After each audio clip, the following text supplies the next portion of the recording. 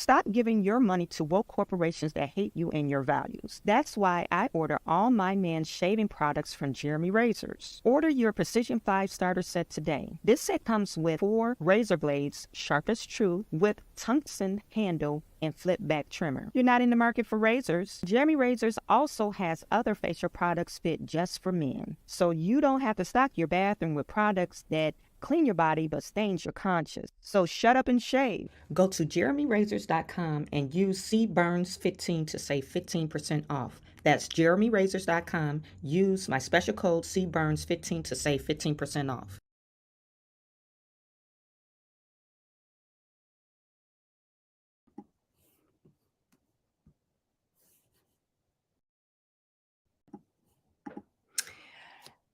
Hello everyone, welcome back to my channel. I had to get some technical issues sorted out. Today we're going to talk about 50 Cent. 50 Cent chimed in on Los Angeles. They have a no bail policy they just initiated, and it seems like it's kind of backfiring on them. There's several states that have this, or several Democratic states or Democratic cities that have this type of no bail policy, because they're saying that it is unlawful for you to imprison someone that is going through the trial system without being able to afford the bond. You know, you are presumed innocent until proven guilty. So they're saying it's unconstitutional and unlawful. And they've proven that case because some of these cities are initiating this no bail or no bond policy for misdemeanor people. Okay, so but it's backfiring, and I 50 Cent chimed in, and I think he's absolutely right. His sentiment is right. So we're going to talk about that. But first, we're going to talk about Vivek Ramaswamy. He was in Iowa, you know, kind of doing a town hall meeting, and he was interrupted by the protester. And this protester thought she was just protesting and thought she was going to get a rebuttal. But very shockingly, Vivek believes in the First Amendment. He believes there's a right to freedom of speech and freedom to protest. So he lets this lady have her say. So we'll take a look at that. And also, I got a few snippets that I want to talk about how some people think, and it's crazy to me, how you have this mindset that Black people are supposed to be inserted everywhere. Oh, your family is kind of white. Why don't you got enough of Black people here? So I came across this post that I want to talk about. And this post is from some guy. And he thinks that this white family should have more Black people to their cookout. I mean, I'm kind of offended by that because, hey, if my family is 99% Black, do I need to go out and find a neighbor and say, hey, come on over to the cookout because I don't got no white people there? I just don't understand where this is coming from. So I guess we're trying to be all inclusive, and so we need to be all inclusive in the family. So we're going to go over that. So let me show you this post with Vivek Ramaswamy, or the interaction with this protester. Now, this is at the town hall meeting. This video is about 2 minutes long, and he's just having his say about abortion and pro-life. And this woman comes along. Gender transition today. We're done teaching our troops. Protect our women. Amen. Protect our Amen. And I believe that you know what? The number of rapes that are actually reported in the U.S. Republicans are raping people. Let her speak.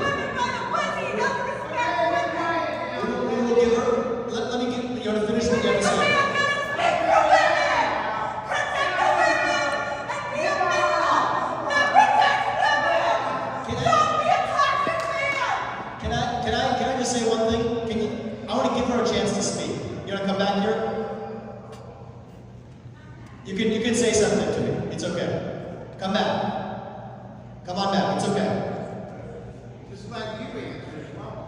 Come on up. It's okay. You can ask me a question, and then I will answer.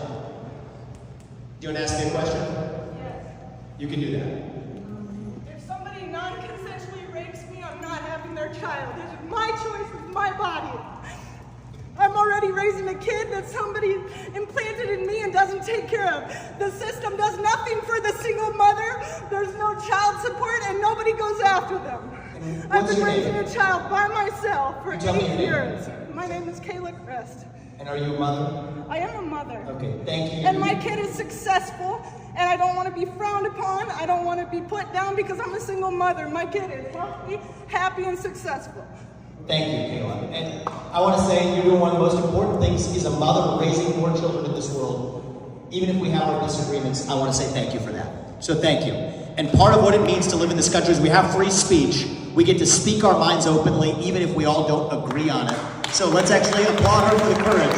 Come into a room and ask any questions, even though we don't agree. I mean, what more can you say about this kid, about Vivek? I mean, he was, he was faced with a protester, and him being a Republican, of course, he didn't agree with her sentiment, but he did allow her to speak. Even though some of the guys or some of the people were trying to silence her, he allowed her to speak. So, I mean, Vivek, he's making waves as far as people are starting to get interested in him. He's starting to build up steam, and I think he's going to be eventually a front runner for the GOP. So let me know in the chat what you think about Vivek Ramaswamy. But I think it tells us certain things about people when they just allow you, and visibly this lady was hurt mentally, and he just allowed her to rant and just state her piece, and she was angry. But anyway, so that I wanted to share that with you about Vivek Ramaswamy. There's some other things that I was seeing about Vivek, and somebody put a poll out as far as like who they will vote for, and it was Ron DeSantis was and then Vivek was next. They didn't put now preface to that, Trump wasn't on the list. It was Ron DeSantis, Vivek, and JFK. So, and Vivek was second. So I'm pretty sure Trump is still number one. People really like Trump because Trump, he is anti-establishment and anti-government. So, you really can't go or say too much about Trump as far as his popularity. Yeah, I mean, you just can't. He was the president, and Vivek, he does have a fight to put on if he wants to get the GOP nomination.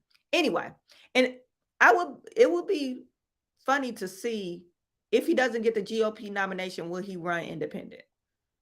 But will he get elected? I'm not for sure. I'm not for sure, but he's starting to pick up steam. Anyway, another thing I wanted to share with you about Vivek Ramaswamy. This is what we talked about. And I wanted to get into this because it ties into this LA story about that no bond policy. Vivek, his whole career was built on biotechnology and pharmaceutical industry. So he kind of knows what's going on. I mentioned this a while ago, about a couple of months ago, when we were talking about the border. Now we know Title 42 was is done away with, and fentanyl is the main reason why we have a problem with drugs in the United States. I'm pretty sure it's like the number one killer for drugs in the United States, and it's synthetic fentanyl. And I mentioned this in my live where synthetic fentanyl, the precursors or the materials, the raw materials that is used by the drug cartels is from China. And a lot of people don't know this. The raw materials that is used from the drug cartels to manufacture fentanyl is from China.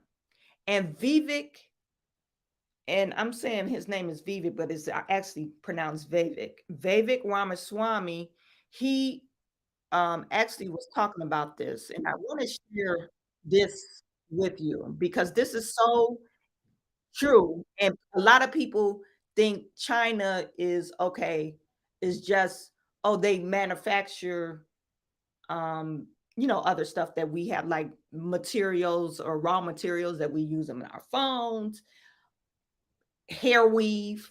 I don't have no hair weave in, but hair weave, all this synthetic materials and stuff. A lot of people don't understand how much things that we get from China. But China is using everything they can to deplatform or take over the United States regime. They're using all their power to, destroy America. And one of the things that they're using is a drug campaign. We have a war with China because of this fentanyl. So I want to share this with you. And this is Vivek Ramaswamy talking about, what they're doing. And it's really sad that we need to wake up. We need to really wake up. And this goes down to what things are we buying? Like this pen. We need to figure out, okay, hey, I'm not going to support you as a business owner if you're using materials that's manufactured in China. Matter of fact, that's one of the things that Donald Trump is proposing. When he was in office, he was trying to get other manufacturing or US-based manufacturing companies back to the United States. So let's take a listen to this. So here's the thing about the fentanyl crisis in the United States. It is completely supply side driven. What does that mean? It's not just the fact that people have this raging demand for fentanyl all of a sudden. It started when we started to see flooding of fentanyl across our southern border. So what's going on there? The thing that's going on is that China is effectively waging a modern opium war on the United States. They had their experience of that a long time ago. They're now using that same tactic against the US, where China is providing raw materials at really inexpensive prices. Oh, my bad. What does that mean? It's not just the fact that people have this raging demand for fentanyl all of a sudden. It started when we started to see flooding of fentanyl across our southern border. So what's going on there? The thing that's going on is that China is effectively waging a modern opium war on the United States. They had their experience of that a long time ago. They're now using that same tactic against the US, where China is providing raw materials at really inexpensive prices, low prices, to Mexican drug cartels. Well, if you're the Mexican drug cartels, that just expanded your profit margin because now your inputs to production, to synthetic production of fentanyl, just went down by a lot. That allows you to profit more if you're able to sell more. That then created the incentive for them to push more fentanyl across the southern border, including through their networks that are now, by the way, in the United States, and not only causing violence directly in the United States, but supplying fentanyl across the country, contributing to over 100,000 deaths per year due to fentanyl in the United States. That's over 50 times the number of people who died on the day of 9/11. So we have to wake up to that reality. What do we do about it? If it's a supply side problem, you deal with the supply problem. In fact, there are even good evidence now, there's books being written about it, of Chinese actors in Mexico itself helping to create, even synthetically create, that fentanyl that cartels are using to send across the southern border. What do we need? We need a U.S. president willing to use military force to annihilate those cartels. If we can use our military to take out ISIS or somebody else somewhere across the world, we can do it to the drug cartels south of our own border. We can call Mexico, say, look, we're going to aid you in doing this for a fraction of what we spent in Ukraine. But if the Mexican president isn't willing to carry it out, the U.S. needs to be willing to do it on our own. And that is how we solve the fentanyl crisis, as opposed to just being a passive bystander, which I refuse to do as U.S. president. So, yeah, we have a crisis that's going on of fentanyl. And it's we got to deal with it. We can't just cover it up under the rug. I just wanted to show this to you. And this, we're talking about LA. The reason why we're talking about LA is because LA had this no bond policy that they've initiated for nonviolent or misdemeanor offenders. Now, if you get caught with fentanyl, it's a misdemeanor because you're the user, right? It's now considered a misdemeanor. I don't know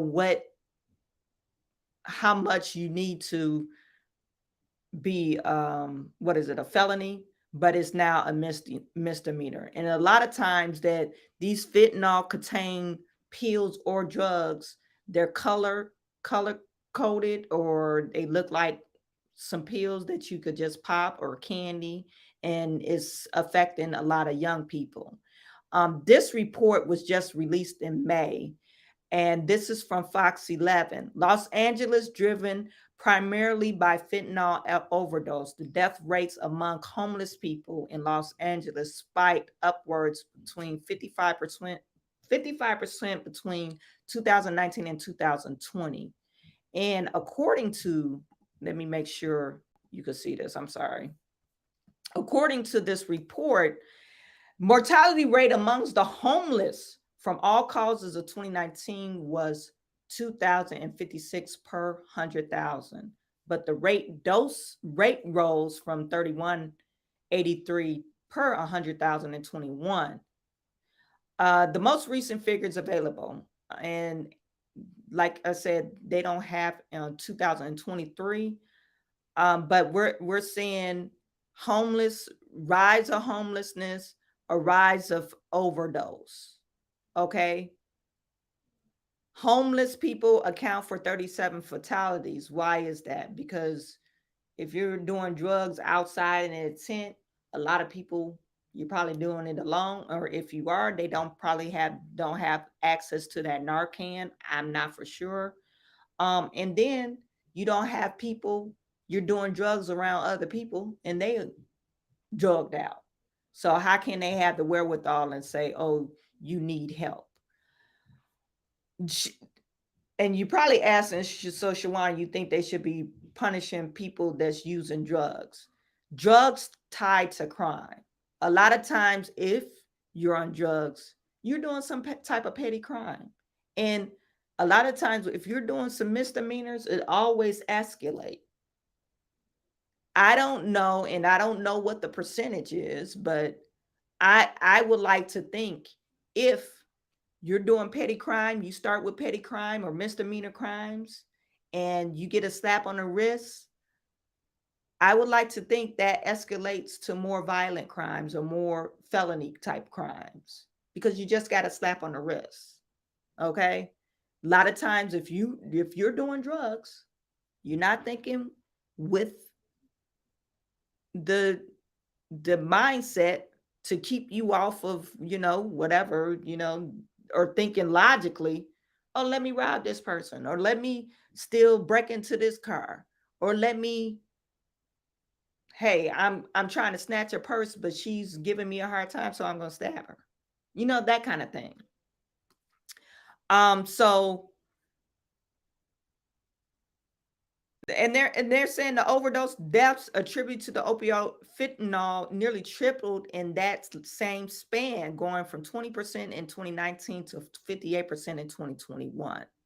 71% of all fentanyl deaths amongst the homeless also involve methamphetamine, so some type of crack or opioid.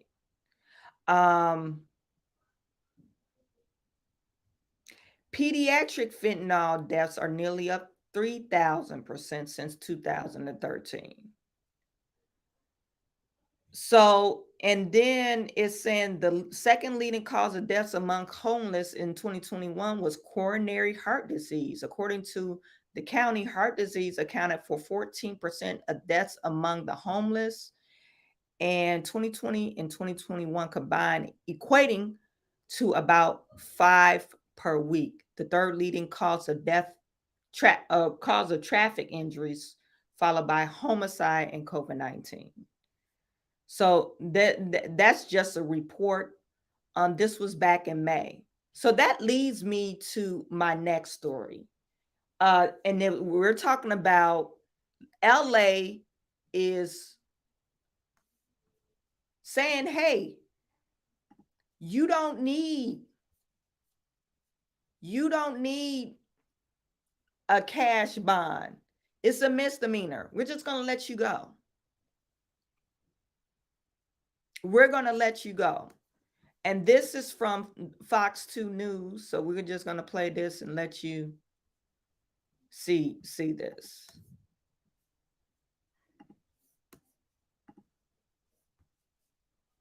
The COVID pandemic, but so the left now pushing zero cash bail as a top priority during the COVID pandemic, but setting accused criminals free may be backfiring as violent crime spikes in a lot of big cities. William LaJeunesse is in one of them. He's in LA with more on this today. Hey, William, good morning. Good morning, Bill. Well, the argument is that cash bail discriminates disproportionately against minorities and the poor who stay in jail while the wealthy, same crime, go free. But now some studies show that the release with no conditions is bad policy. The number one priority has to be public safety. But is it in cities and states that eliminate bail? Police released accused car thief and convicted felon Troy Davis without bail. 3 months later, he allegedly murdered Kate Tibbetts and set her home on fire. Those released on zero bail committed 163% more crime than people who were released on bail, and they committed 200% more violent crime. In a random sample, prosecutors in Northern California found 78 of 100 accused criminals released with no bail reoffended within 18 months, almost twice the rate as those released with bail. A judge needs to look at every single case to really ascertain, is this person, number one, a risk to the community, or are they a risk to not showing up to court? Yeah, they're a risk to the community. They are absolutely a risk to the community. You know, I don't understand. Okay, I do a misdemeanor. Now, I'm not just like, okay, I'm misdemeanor. We need to classify these misdemeanors. Are they still in the bucket of chicken because they're hungry? Or they actually doing a crime, like breaking into somebody's car, stealing the car? Like that man, those little boys, number one, they're minors. And number two, they just charged them with the misdemeanors in Chicago where they stole the car, crashed the car, and they killed somebody. And the prosecuting attorney only charged them with misdemeanors. This is what I'm talking about. And they probably let them out. Oh, this is a misdemeanor we're gonna do. And Illinois is one of those states where they have this no bond policy for misdemeanors.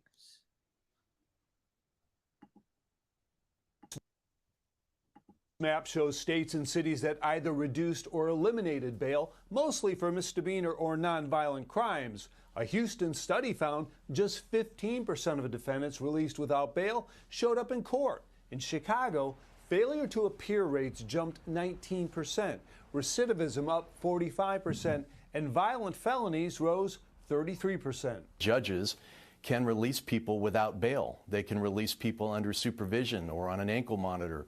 or some type of court supervision. What I don't support, based on what we've seen in the data, is blanket zero bail release policies. So that's the middle ground. Rather than no judge, no exceptions, no bail, well, here's the bail schedule. This is what you pay. Advocates say every defendant should see a judge who will set the terms of the release or not. Bill? All right, William, thank you. Changing times. William Lajeunesse. The problem is with this, if you're not seeing a judge and he's not saying, oh, we are going to release you on a tether, and you have to report, and it's going to be supervised like they're on probation, they don't need to show up to court.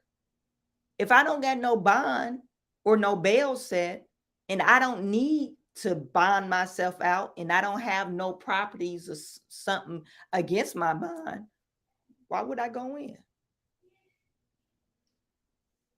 There's no reason for me to go in.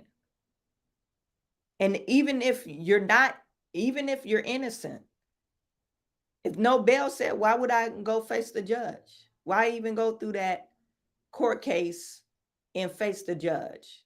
So who is going to be directly affected from this?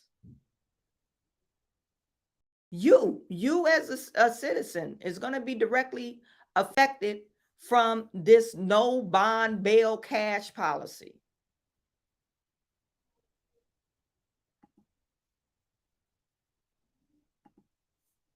And 50 Cent chimed in on this. And I think he's absolutely right.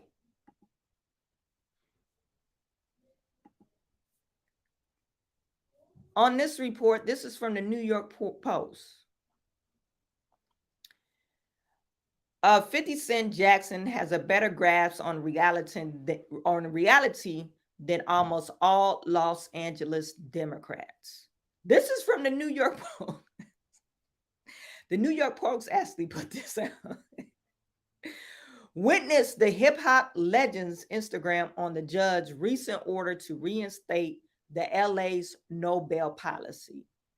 Get out of jail free cards for all misdemeanors and non-violent felonies. He said, this is in quote, LA is finished.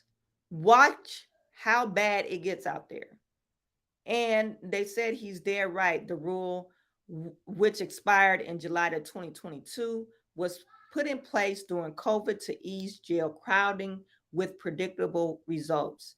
The city saw a massive upsurge in crime over the pre-pandemic levels.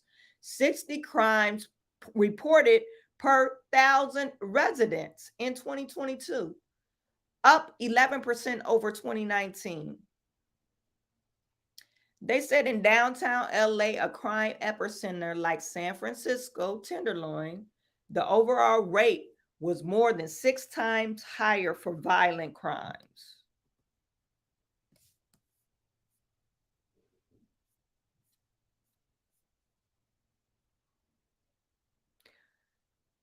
And it says for violent crimes alone, it was 45 per 1,000 for property and 167 per 1,000.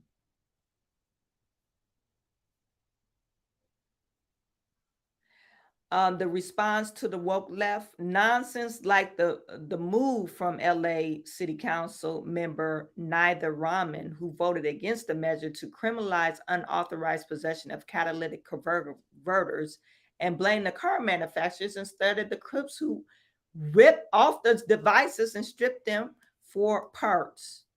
And in May came Judge Lawrence Riff order to bring back the no bail rule. I guess he got too many things on his docket, so maybe he just don't want to see nobody. On the bizarre grounds that the age-old practice of requiring bail is somehow unconstitutional. Remember, I mentioned that before. Unconstitutional. But where did they get this from? I'm gonna tell you where they got it from. No wonder the city is facing a top in the massive crime, homelessness, and drug problems. The police exodus, with staffing down below 2019 levels despite of an elevated crime, or that about 120 prosecutors have left the DA office under Soros-backed George Gascon, who's sitting on a mid-boggling 10,000 case backlog. So they can't even process these people because they don't have prosecutors to process these people. And they're just mentioning 120 prosecutors. We don't know how many staff that end up walking away. We know the police walked away because all this defund police and Soros-backed George Gascon's crap. And 50 Cent is no fire-breathing right-winger. He endorsed Donald Trump for president 2020, but caved to public pressure and recanted. No man is using basic reasoning skills. If you reduce the consequences for crooks and hamper law enforcement, crime goes up. And we know that. If you reduce the consequences, crime goes up. That's basic logic. If only the LA big shots could follow the same simple logic. I'm going to share this with you. They got this from the Reparations Task Force. The Reparations Task Force. Did you guys hear me? They got it from the Reparations Task Force. The people on the reparations committee in LA thought it was, hey, it's a part of a campaign to pressure the Golden State to make amends for slavery and anti-Black racism.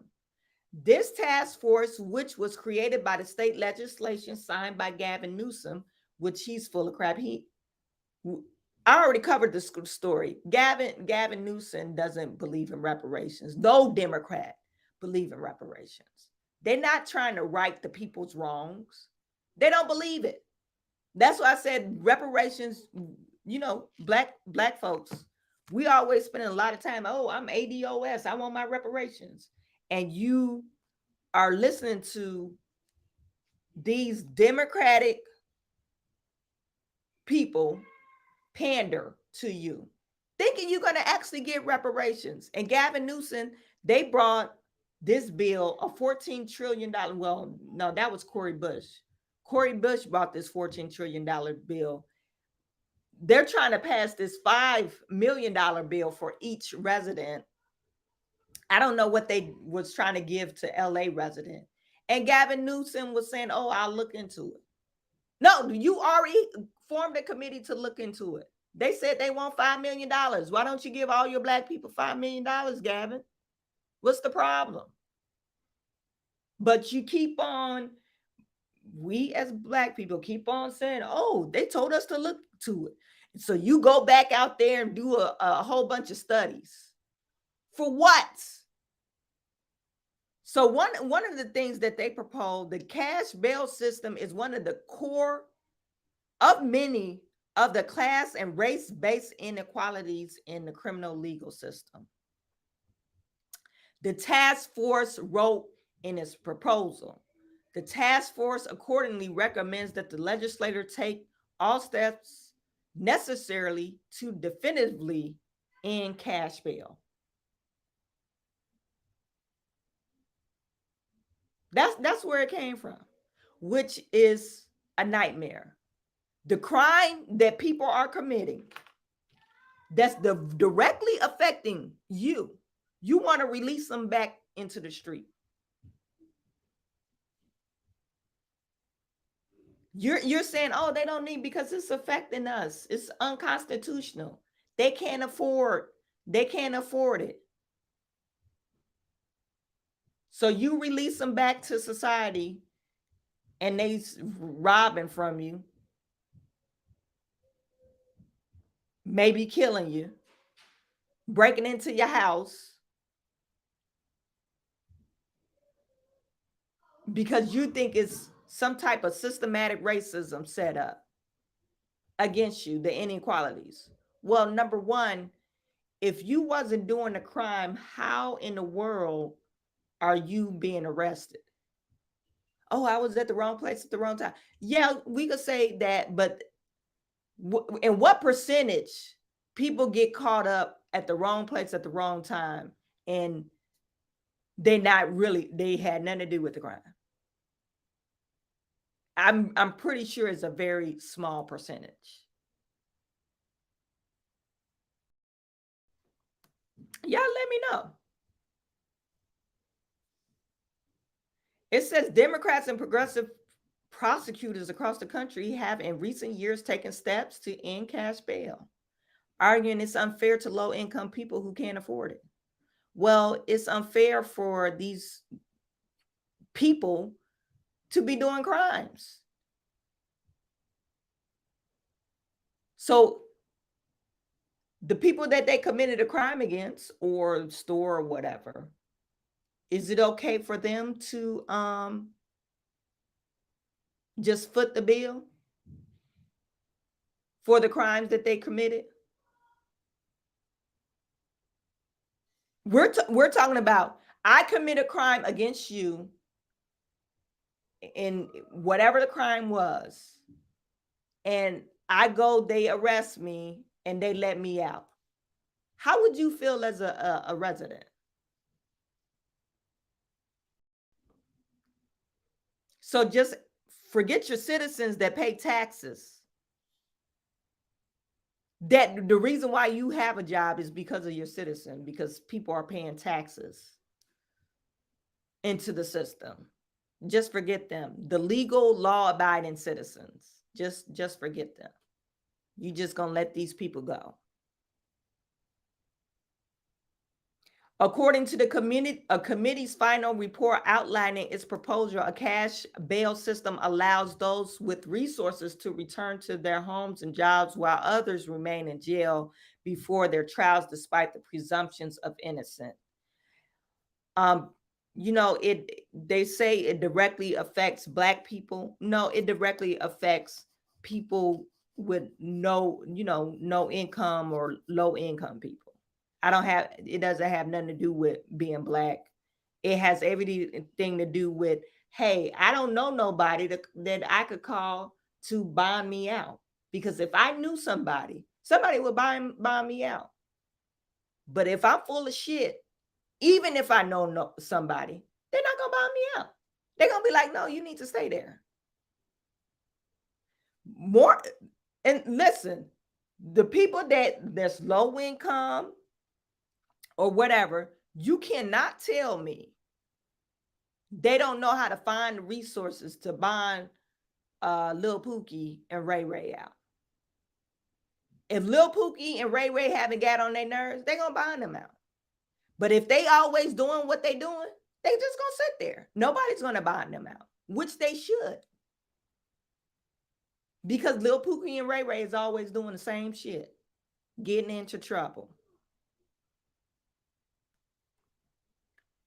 A pretrial detention can last months and even years during the incarcerated individuals suffering countless harms, including deteriorating mental and physical health, risk of sexual violence, and lasting trauma. County jail, I'm not for sure. In LA, maybe they're probably like a lot of gangs, but we're talking about county jail. I mean, county jail, I hear some scary stories about them, but like I said, we're talking about county jail. We're not talking about the actual prison. Okay. The task force rubs, and these harms exert significant pressure on defendants to accept plea bargains in order to be released from custody rather than fighting the charges at trial. I don't think that's true either. I think when people plead guilty, they just afraid their prosecutor, their attorney don't do them a service because they got so many dockets on their plate. They're saying, hey, this is what they're offering you. If we go to trial, they're going to offer you this. It's not about being in jail. It's about their attorney is presenting them the information in such a way that if they're a child or a young person, they don't know how to work the system. So they're gonna be like, oh, they offer me probation, 2 years probation.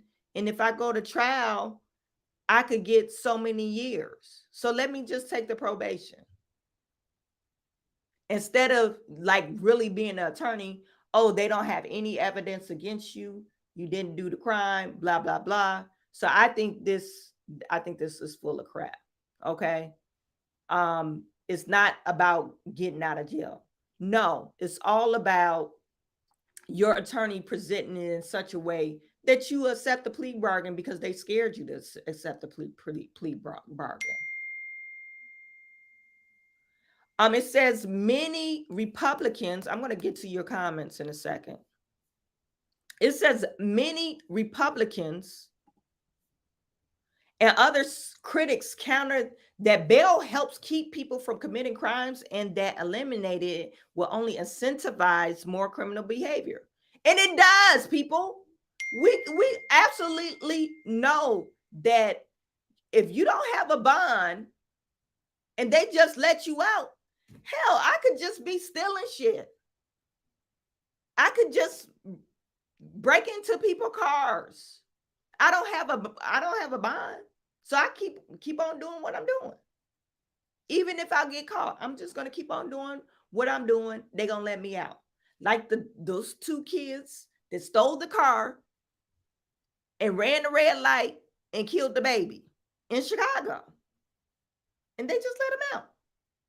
Charged them with a misdemeanor. But they actually killed somebody.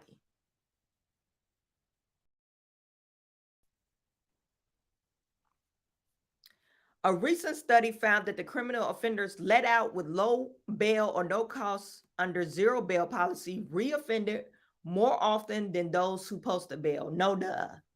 I mean, why do we need a study on that? Why do we need a study on, hey, if you don't penalize people for bad behavior, they're going to do it again. They're going to think it's okay to do it. We know that with children. If you don't penalize your child for doing something wrong, they're going to do it again. And if they do it again, you might want a harsher punishment. Oh, you're not listening to me. So we're just going to increase the punishment. Same with adults. With children, it's the same with adults. If you don't penalize them for bad behavior, they're going to keep on doing it. And who's going to pay for it?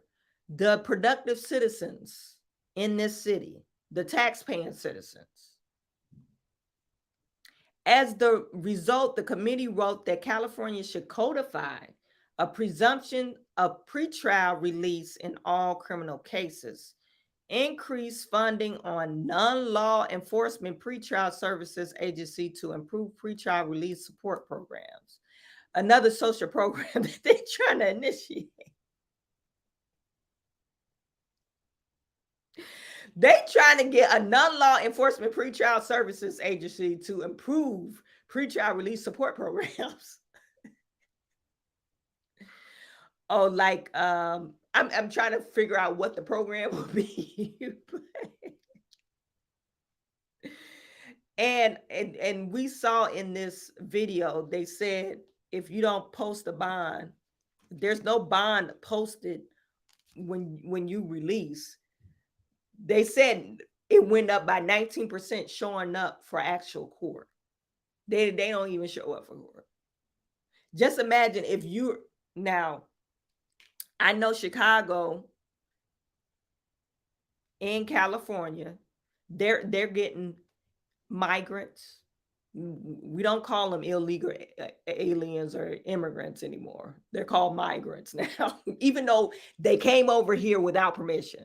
So we're calling them migrants now. So we know these migrants don't have a social security number. They literally don't supposed to be here. So they committing a crime. How are you going to keep track of them?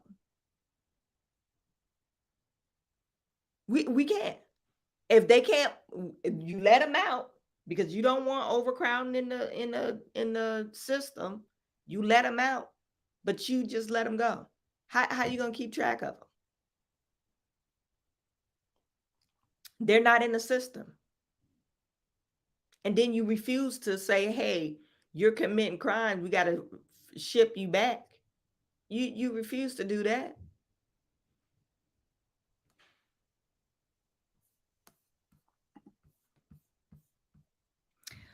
KK said pharma industry is thriving. Do they make us think we need it for every little thing rather than focus on our lifestyle choices? Something I would like to ask Vivek someday. And I think that's a good question. I was just talking to one of my girlfriends and we was talking about food choices. Like we're so, the bad things that we put in ourselves, and we think we need some type of medication to heal this ailment, but we probably could cure 99% of what ails us by making better choices in our food. Robert Jordan says if they didn't break the law or get in trouble, they wouldn't be in this predicament. My sentiment exactly. I was just saying the same thing. How do you get arrested if you ain't committing no crimes? And some people might say, oh, I was at the wrong place at the wrong time. No, you did some wrong somewhere. Like some wrong you did somewhere. It just don't happen to anybody. Oh, that I get arrested all the time. No, you doing wrong somewhere. Nobody is just as lucky as you to get arrested all the time. You're doing wrong. This is not like the one-off case where, oh, they falsely accused me or falsely imprisonated me. Those, and it does happen that people are falsely accused or falsely convicted in prison. And it happened back in the day more with Black people, but we're talking about petty crimes. We're talking about, hey, we're stealing from people. We're breaking into people's houses, maybe. We was just talking about fentanyl. I'm a drug user, so I'm going to do whatever I can to get to my next bump. Steal purses, steal from stores. And if it's under the amount that gets me to a felony, they just let me out. It doesn't make any sense.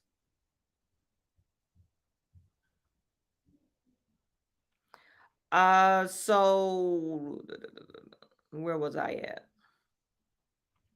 Additionally, the task force calls for the legislator to create framework for compensating people held before trials who were later acquitted or exonerated. No, we're not doing that. So this is what they're saying. They're saying, hey, you get caught up in some type of action, you may have did it, but they couldn't prove that you did it. So you could get compensated for that. To me, that's just ridiculous. You know how many people that could actually get paid off of this, just what they're talking about?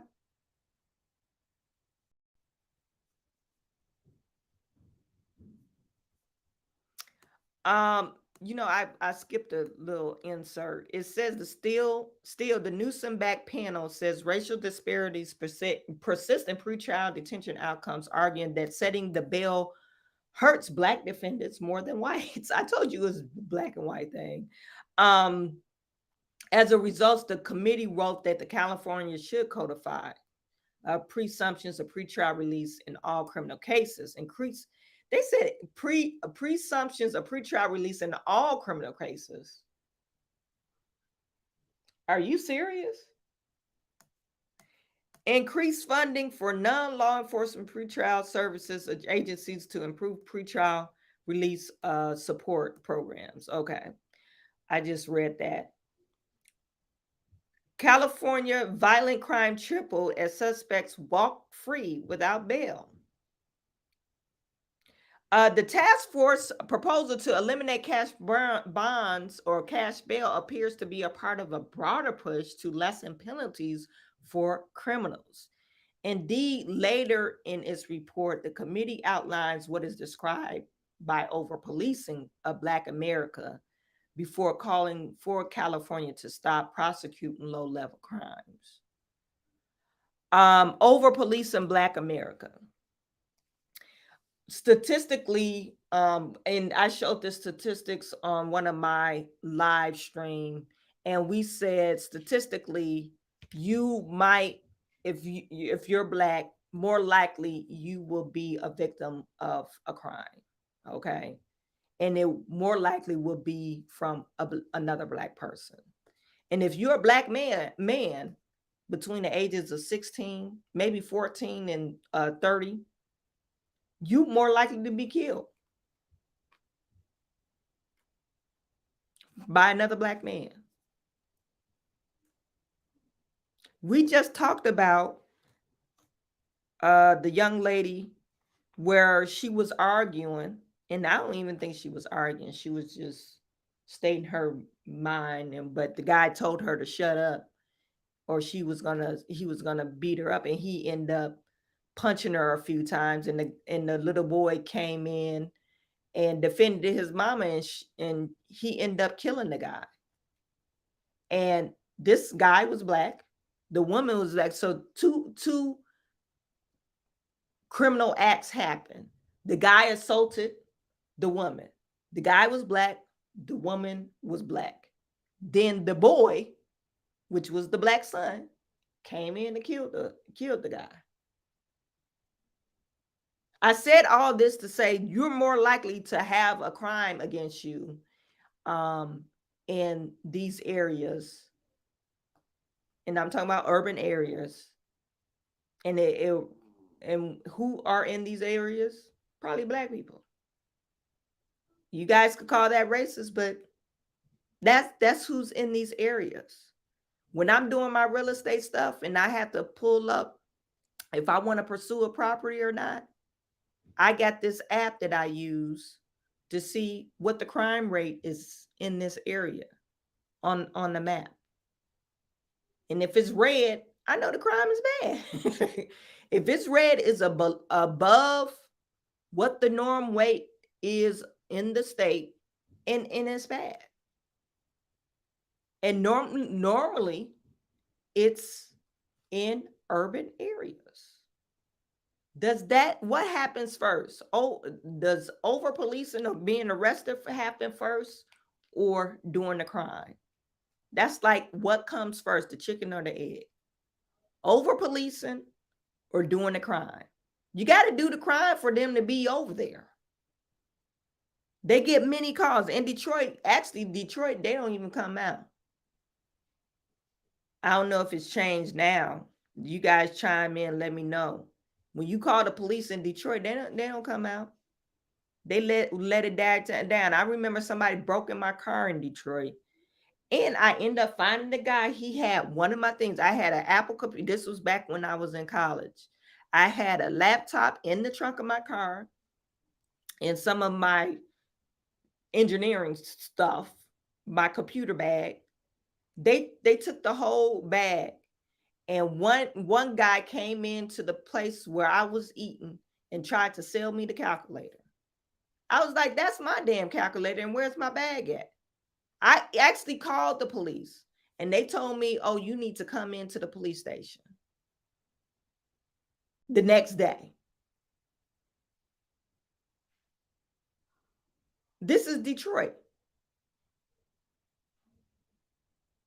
So some policing happened, and they're talking about over policing, but I don't think it's over policing.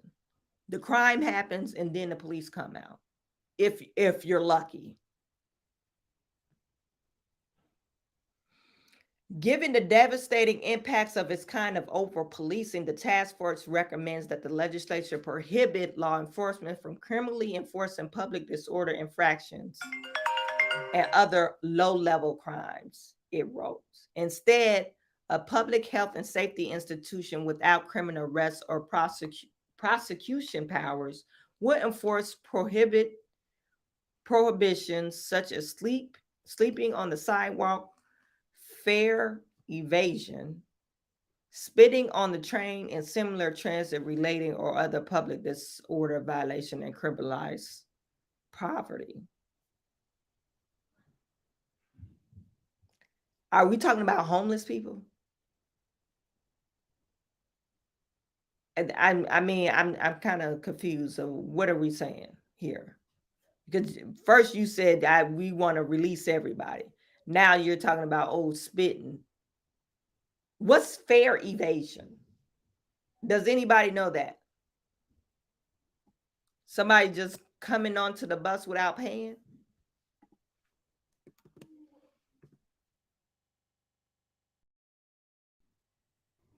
Oh, jumping and climbing over the turnstile, which bar entry from the subway subsystem. Okay. But you can't just that pin down that's on Black people. I'm pretty sure anybody that ain't got no money, probably some kids, they doing that. So what are you talking about? It says the task force goes on to propose those arrested on criminally prosecuted for such violations should be allowed to sue for damages or automatically receive damages and payout. For what? No, we have a system of checks and balances. We have on our law. And wherever you're at, they have a law, section Title 5, section whatever. This is a law that's in our Constitution, the state's Constitution. We follow by this law. Why would you be able to sue the state for this kind of stuff? No, you broke the law. So they're just doing their job.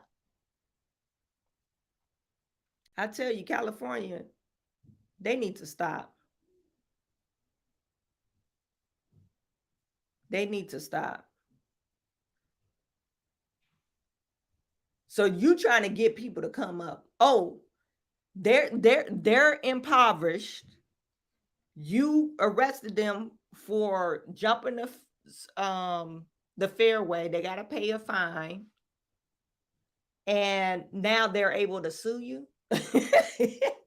They're able to sue the city or the state, whatever they're saying, because they broke the law. That is the most ridiculous thing I ever heard. Y'all let me know. Is that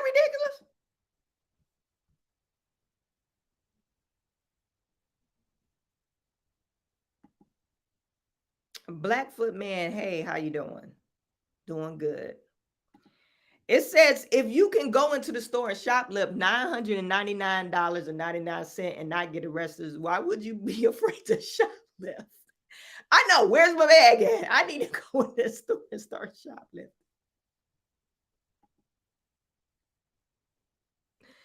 If you take the cats away, the mice will play. Yeah. We have good people and bad in every profession, police force, and so on. Yes, we do. Soft on crime does not and will not work at all. It doesn't. You being soft on crime, and then now you're saying, oh, they should be able to sue you. You're saying a criminal should be able to sue you for law enforcement doing their job. That's why California is in the state that it is. That's why they have a mass exodus in prosecutors and the police force.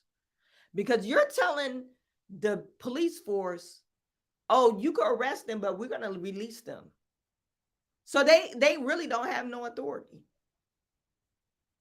And on top of that, you can cause a lawsuit against the city. So why even do your job? If I was a cop in LA, I'll just sit in my car all day, drink donuts and coffee. Just do ride-alongs. If I see something, I wouldn't even, okay, all he doing is he just ran to snatch a purse. Oh, it's no big deal. Ask the lady, how much money you got in that purse? Did he have a weapon with him? If he don't got no weapon, it ain't violent. So that's not a felony. So just let him be. Did he assault you? No, he just snatched my purse. Okay, ma'am, there's nothing we can do about it. It's like, it's nothing we can do about it. Because you're saying if these cops, or if cops do their job, these people could come back and arrest them or sue the city. A lot of times, if you get a lawsuit because of your arrest, you get penalized for it, depending on the amount. And just imagine if you get a lot of them suing the city to get compensated, you'll lose your job because you was doing your job. To me, that's the most ridiculous thing I ever heard. California is crazy.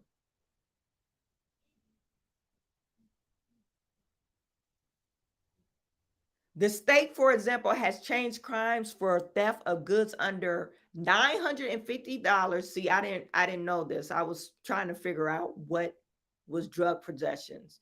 Goods for $950 and drugs possessions from felonies to misdemeanors. Y'all got a bunch of California got a bunch of crackheads, drug addicts just running around, stealing purses, stealing shit in CVS or whatever stores. It's under $950. They probably come in this store with the calculator. Okay, I could get this and this and this. All these items, I think a total up for $950. Okay, they come in with a shopping list. Okay, show me where your baby formula is, your toothpaste, your laundry soap. I need five items of this, 10 items of this. It's a misdemeanor. Let me go. I need to go to California. Get a bunch of people to California, rent a truck, a bunch of people to California. I don't know if y'all can see this movie. And we need to go on a shopping spree. I just don't understand. I don't understand. Drug possessions from felonies to misdemeanors. Reducing California prison populations by 13,000 inmates. Maybe California, you need to rethink what you're just doing. Okay, we don't want a lot of people in prison. That's a good thing, that you don't want to imprison people. But what about like drug rehab program? What about a work first program? Giving people something to live for. Make it a mandate. Hey, you need to take this program in order for you not to go to prison.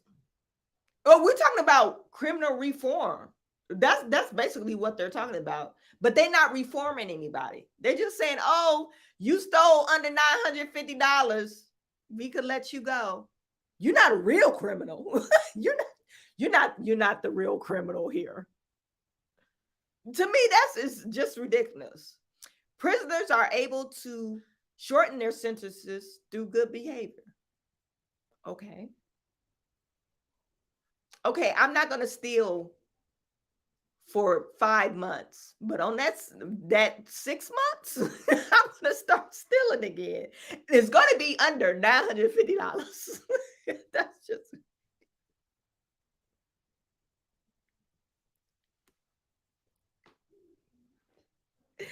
I can't stop laughing.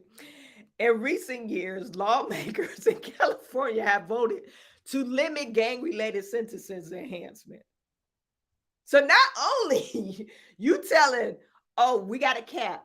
We're not going to make drug professionals, drug users, drug dealers. If you get possession of the drugs, it's a misdemeanor. We're going to let you pass. And then if you steal under $950, it's no problem. We'll let you pass. We're going to release you. It's a misdemeanor now. But not only that, we're going to let your friends go. let your whole crew go so y'all could be out on the street together, encouraging this nonsense.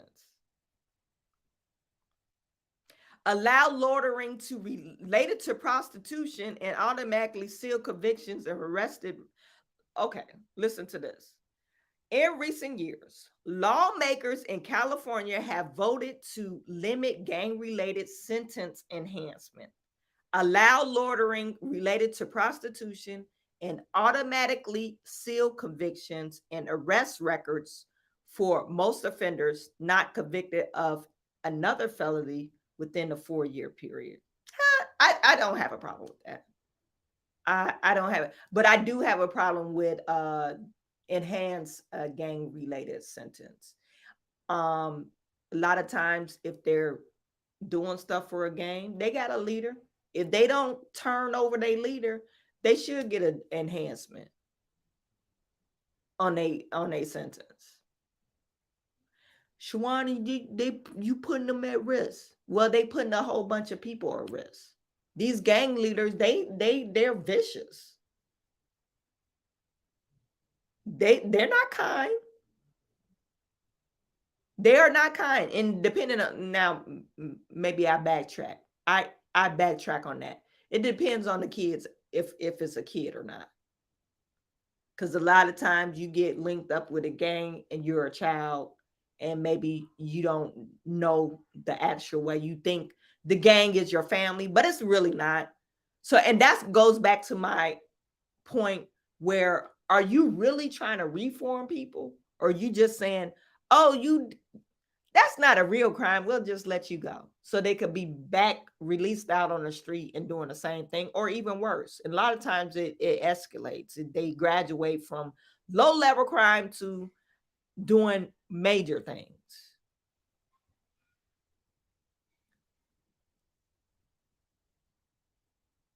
A bill under consideration will prevent police from using canines for arrests or crowd controls. The task force additionally recommends that the legislature create a system to pay California's inmate a fair market value for their labor while in prison. These were among the host of other proposals related to criminal justice contained in the report, from abolishing the death penalty to abolishing certain legal protections for police officers that shield them from a liability in many cases while carrying out law enforcement duties. And let me know if you guys want to talk about that. The legal protections to shield police officers for acting in their rights to enforce the law, like a wrongful death suit, or maybe they end up, using extreme force on an individual while arresting them. They went too far. So, and I guess they're talking about allowing people to be able to actually sue the police officer. I'm probably on the fence with that, but okay. They're talking about abolishing the death penalty to abolish certain legal protections for police officers. Okay. The death penalty, some people just need to die. That's my own personal opinion. I know that's not of God. I'm not, you're not supposed to be killing people. That's not biblical. But, depending on the crime, some people, if the crime is really egregious, they do need to die. I'm sorry. But there was Twitter feed on people, the death penalty, and how much it costs for the death penalty. And I guess it's $1 million more than letting the people survive or live in the prison, life in prison. They were putting a cost associated with it. And it's like, okay. The prison system makes more off a person if they're alive. And that goes back, hey, paying them a fair market value for their wage while in labor. Should they get paid a fair market value while they're in prison? I think they should, because when they come out, they'll have some money when they come out. I don't think they should be able to spend it either. But what does that entail? You'll probably find some illegal stuff, even though there are illegal stuff that's happening in the prison system. That'll probably be another form of illegal things that's happening. Or maybe it won't. Or maybe it won't. But prison is a business. Prison system is a business. People are in prison, they do labor, and they do it for free, or they get 17 cents a day or whatever crazy dollar amount a day, cents a day. And the prison system actually profit off the person that's in labor. This is modern day slavery.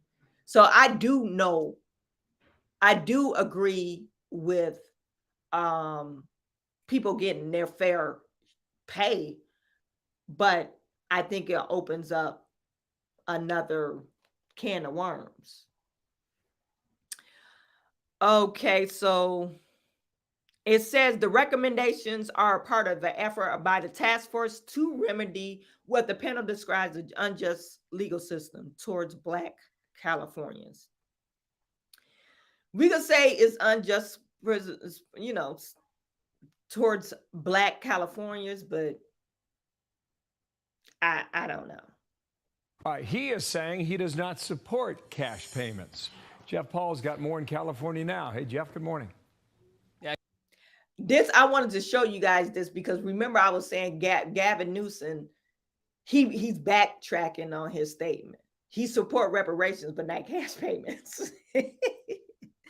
But black people were like, oh, the Democratic Party going to give us reparations. No, they're not. Good morning, Bill. Governor Newsom called the task force's findings a milestone, but he doesn't really commit to reparations one way or another. He says, in part, dealing with that legacy is about much more than cash payments. Following the task force's submission of its final report this summer, I look forward to a continued partnership with the legislature to advance systematic changes to ensure an inclusive and equitable future for all Californians. Now, here's what the governor had to say back in 2020 after signing the bill that created the reparations task force in the first place. I think it was Pericles who said, we do not imitate, for we are a model to the world. Now, that's a little braggadocious. I like the spirit of what you guys are saying. This is not just about California. This is about making an impact in a dent across the rest of the country. The 9-member committee met this past weekend, giving the nod to a long list of recommendations, one of them being cash payments, which could end up costing the state roughly $800 billion. That's more than 2.5 times the state's annual budget. Now, depending on the individual circumstances, a single person could get as much as $1.2 million. That has some people, like Larry Elder, who sought to replace Governor Newsom in a failed 2021 recall effort, questioning the finances of this reparations proposal. From where is the money going to come? They're going to have to tax people. And by the way, most people in California aren't even white, they're people of color.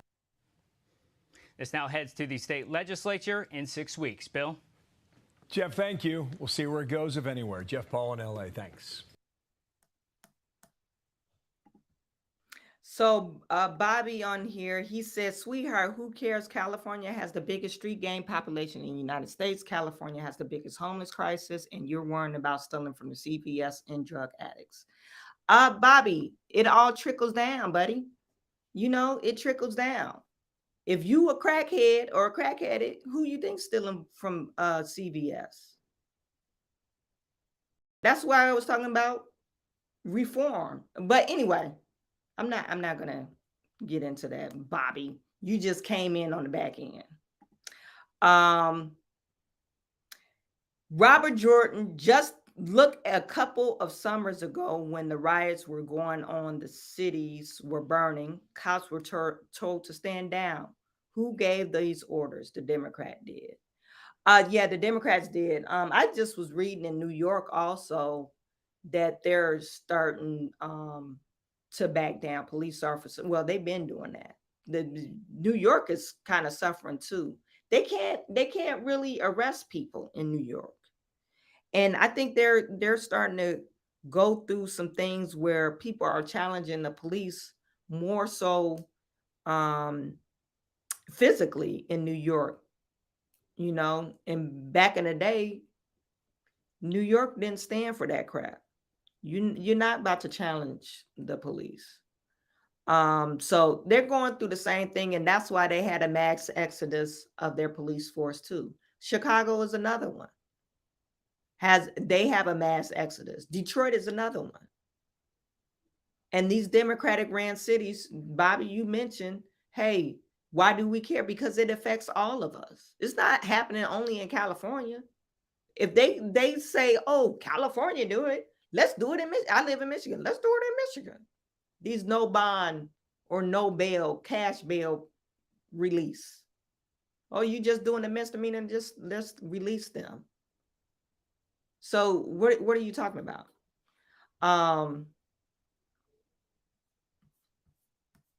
That's it. You know what? I'm not gonna harp on that. So, and like I said, 50 Cent, he was right. He know it's gonna be a mess in California. And what they do in California is a lot of times they're gonna try to do it in other states. And Illinois already doing it. They got this no bond or bail release for misdemeanors.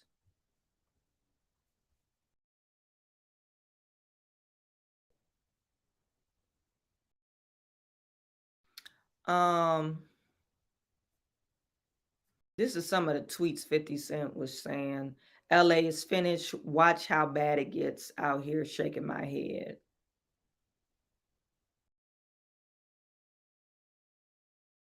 He said, hey, I understand the deadline is reporting on my opinion. I'm a big deal, but why did they write I had a run-ins with the law? I'm a born-again Christian. You know 50 Cent be fooling. When 50 Cent is disagreeing with crime reform, you know there's a serious problem.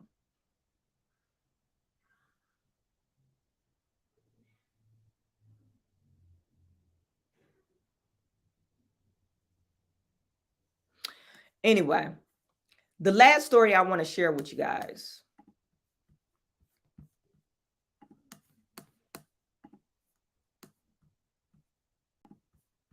The last story I want to share with you guys, and it's a tweet that I was following.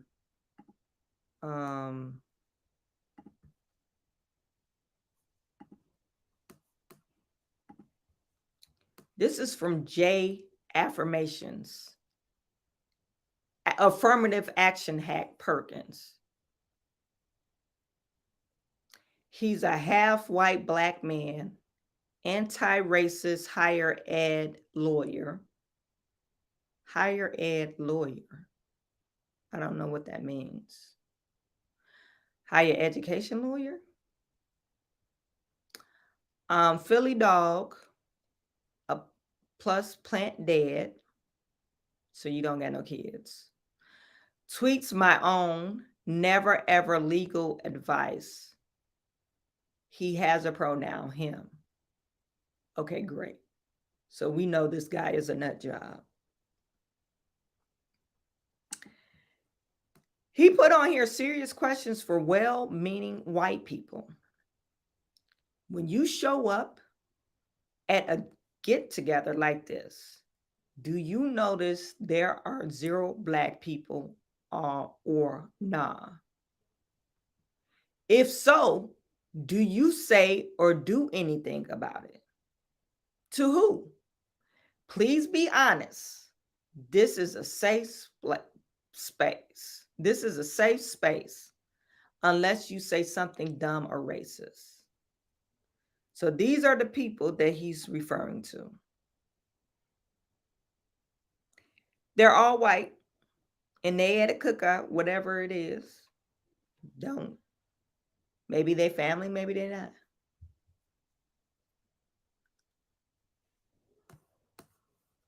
Just for instance, if you a guy, you this guy, are you gonna say, "Oh my God, why don't we have any black people here?"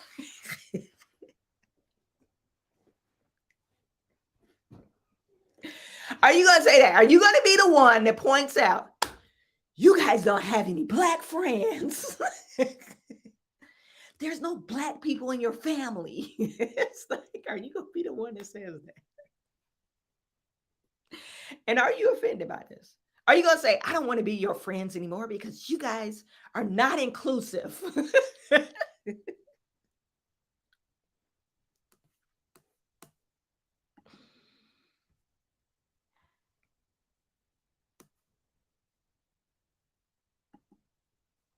What do you think about that? You don't got any black friends.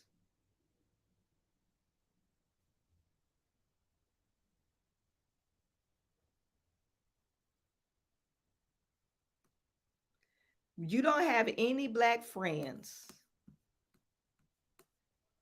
So what are you gonna do about it?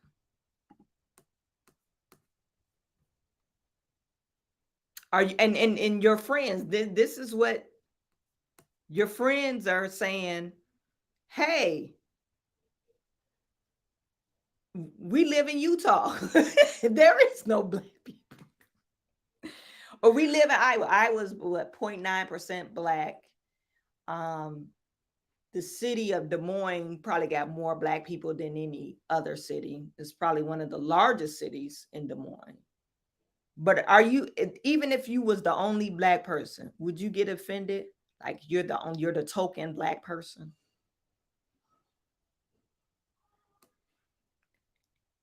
So I think he's saying he wants you to take action.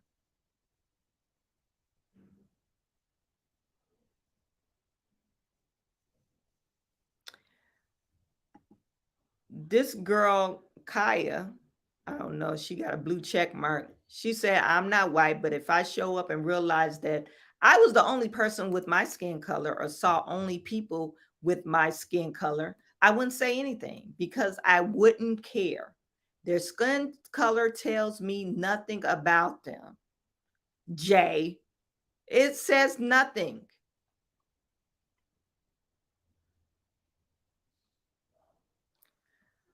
Owen says, "Even I am confused by the tweet. Like, what are the white people there supposed to do or say?" It's like,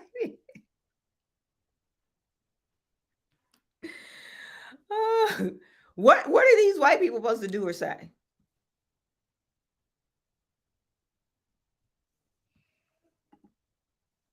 Are they supposed to do something?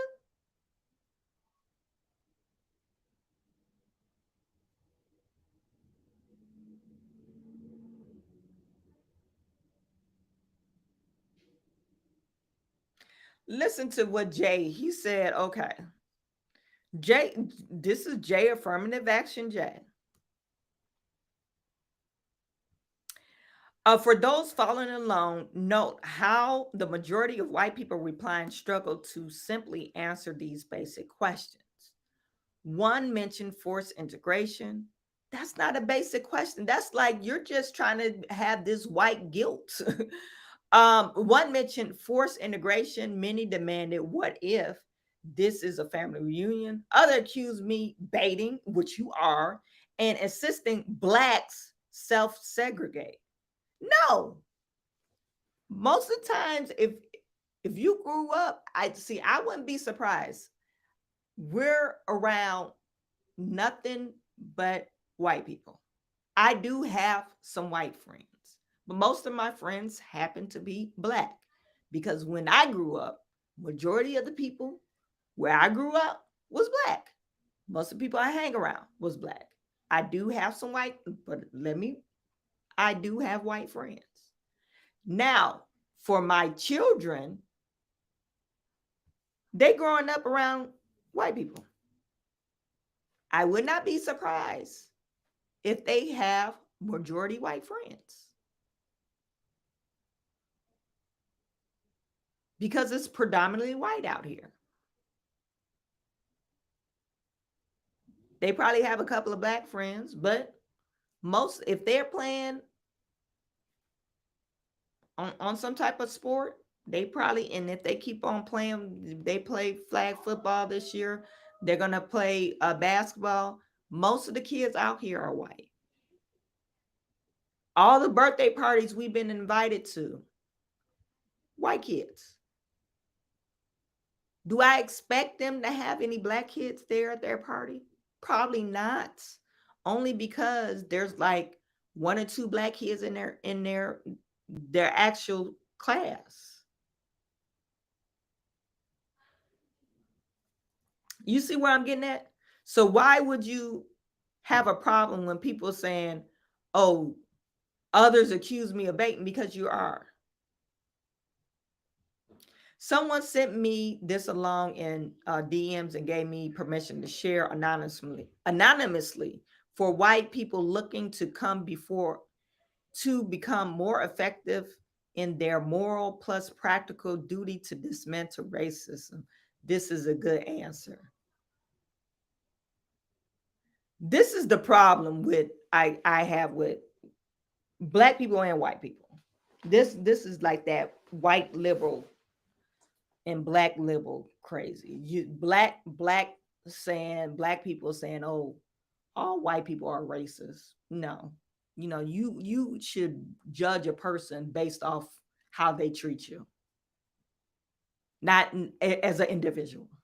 Okay, that's for first and foremost. There shouldn't be any white guilt. Why should a white person feel guilty?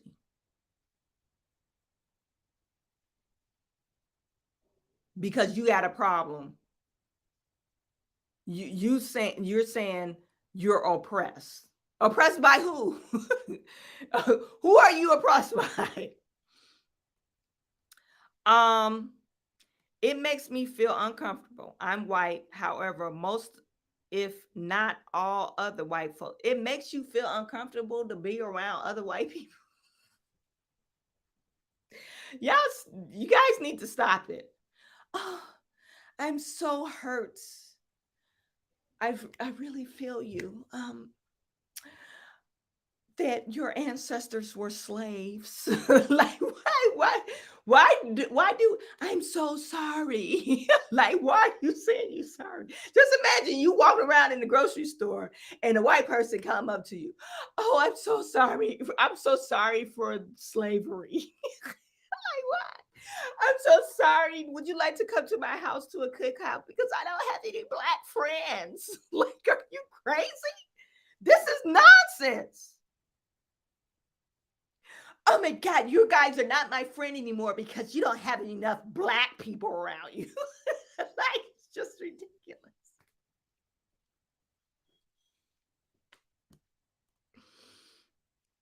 I'm saying this before I read. I read faster than I will talk the words, but I read most of it. It's like it sounds crazy. So let me just read to you. I'm white, however, almost, if not all other white folks I know do not do this. I do comfortably now. I do not know if I've always did, and if not, when I changed, but I know I have for years now. It just signaled to me that something is wrong and unsafe there.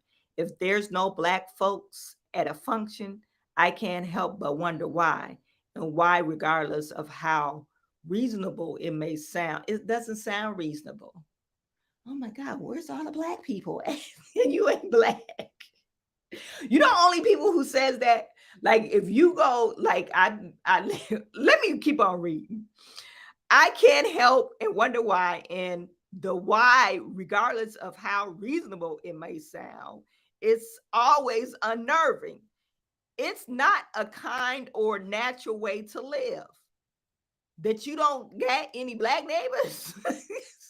Like, you must go out of your way often to not make black friends. No, you don't. I'm telling you, you don't need to go out your way to not make black friends. if you've avoided making them or made. Now you're being disingenuous. I think this whole thing is disingenuous, and you're lying. You identify the people that you look like. If you got more in common, and like literally kids are the ones that don't see color unless you're telling them, hey, to see color. Kids don't. Kids will play with anybody. So if a kid befriends another kid, white, black, whatever color they are, that's their friend. And they gonna bug you about it. Mommy, can I go over so-and-so house? Like you just got free reign over so-and-so house. Like you just pop up over so-and-so house without whim. If that's their friend. My son had a friend in it was preschool. The little girl name was Charlie.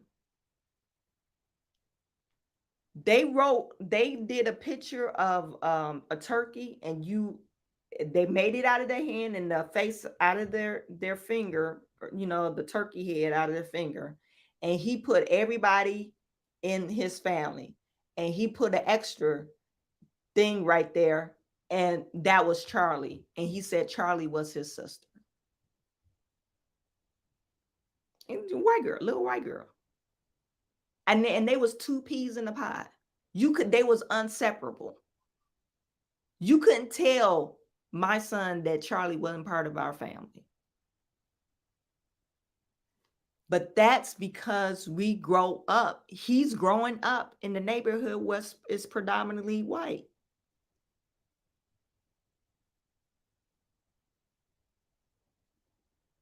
That's just a part of life. So you mean to tell me if you are in a predominantly white neighborhood and you see that one black person, you got to befriend them? Oh, let me go out my way to befriend because I don't want to be prejudiced. No, that does not have that. That's not how it works.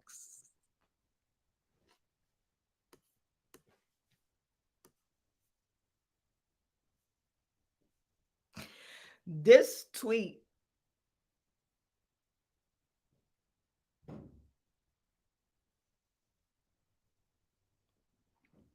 so this is okay. Dash, the tenured professors, director, and leadership at the Afro-Latin Institute of Harvard. So this is what sparked the debate. But he didn't preface that. This must make y'all livid. I guess you don't see why many non-white people will find this funny.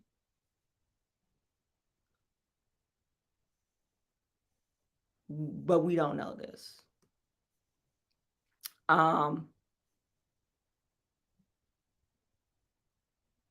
So I guess this might be a meme because another person put a group of experts in sub-Saharan Africa. We don't know this. So anyway,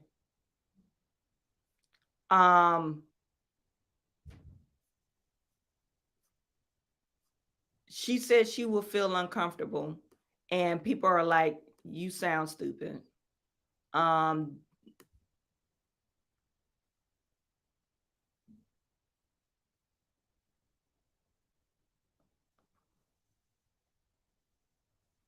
So Amir King, he said, I wouldn't notice either way. Is the beer cold? Is the food good? These are the most important questions. He said, pay your reparations, bro. These are some of the people I follow on Twitter. They're more conservative. Do you expect Black people to do something about gatherings where there are non-white people in the picture? Serious questions. No, of course not. Do you understand why it's not the same thing? Why isn't it the same thing? J affirmative action hack. Just stop it. I probably will follow him just to give him a hard time on Twitter. because he sounds like something's wrong with him. Anyway, you guys, that was it. Let me just get to some of your tweets. Let me just pull this back so y'all can see this picture.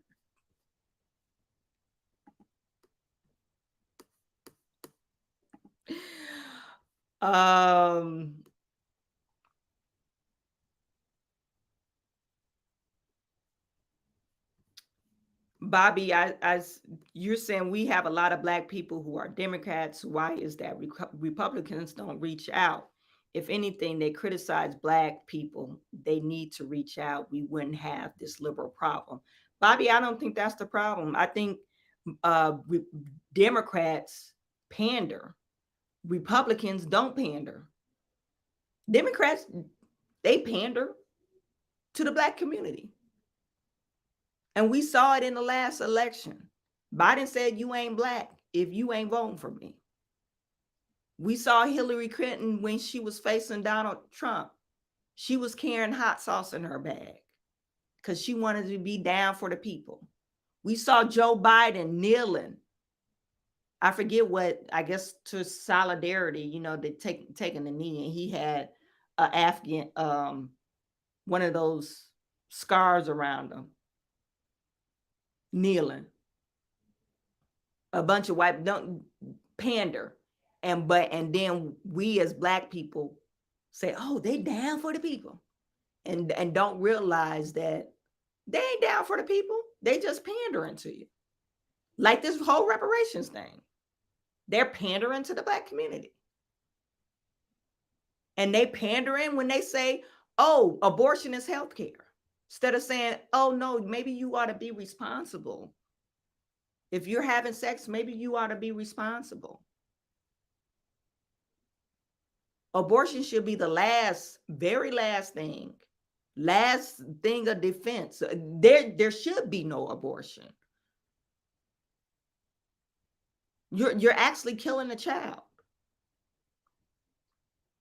But we're saying, oh, we need abortion because it's our health care. It's our body, our choice. Instead of telling Black women and women, period, hey, yes, your body, your choice. That's why you should take care of it. You shouldn't let nobody dump into you if they ain't married. You just a dumping ground. So you just letting somebody implant the seed, like that lady said, oh, you're implanting the seed. Or impregnating me like you wasn't a willing party. You know, pandering instead of stating the truth. And Republicans tends to state the truth. They don't pander. They just tell you, okay, this is what we believe in. This is our faith. No, we don't believe in reparations because we got a trillions of dollars of debt. We need to get the debt under control. Yeah, we sorry that it's happened to you, but maybe we could do some other type of thing to help you get out of poverty. That's not pandering. Pandering is saying, oh, do some research and you want a cash payment of $5 million, and you knew that was going to come out. Gavin Newsom knew was going to be some type of cash payment, that Black folks going to want some type of cash payment for reparations, even though they don't even know nobody that was in slavery. They wanted some type of cash, and pandering to the Black community, and we're saying, oh, he believes in reparations. Joe Biden, he believes in student debt consolidation or whatever, or reform. Pandering. That's how he got the vote. That's how he got Black people to vote for him. Reparations and student debt. And did he deliver on any of those? No, because he was pandering to you. He knew that wasn't going to pass. Anyway, I got off on a rant. KK said, LOL, this is so funny. Just because you don't have any black or white person in the group doesn't mean you go out looking for yeah. I'm gonna go find me some Asian. See, I don't got no Asian friends. I need to go find me some Asian friends.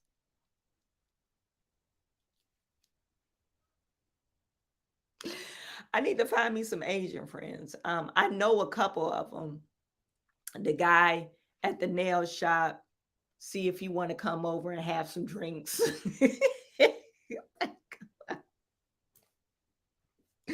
My husband gonna be looking like, what is his ass doing over here? Like, oh, I just wanted to be all inclusive. We need more a variety of friends.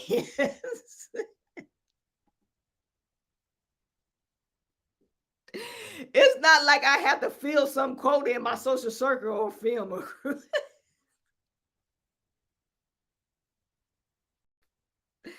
You gotta have a quota. There's a quota. Robert Jordan, maybe he didn't like what he was on the white man's menu. Perhaps him was hoping for some soul food. He wanted some fried chicken. Fried chicken, shrimp, and grits.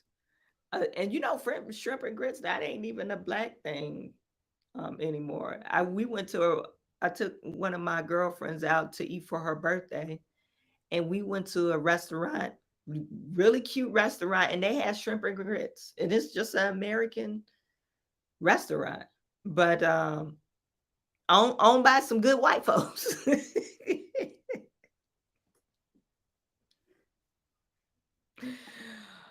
If you don't like the crowd of people you are hanging out with at the time, why are you still hanging out with them? Move on. Exactly. Oh, my cloud is not diverse enough. I'm not going to hang out with them. That's what normal people would say.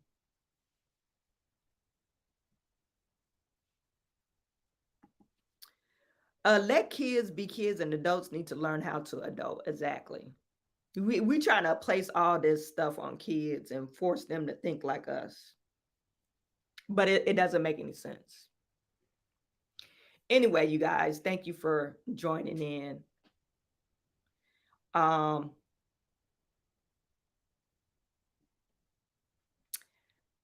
Tomorrow we're gonna be live again. I got to figure out what we're gonna talk about, but you want to like and subscribe to this channel, and I am sending all my good to you. I will talk to you soon.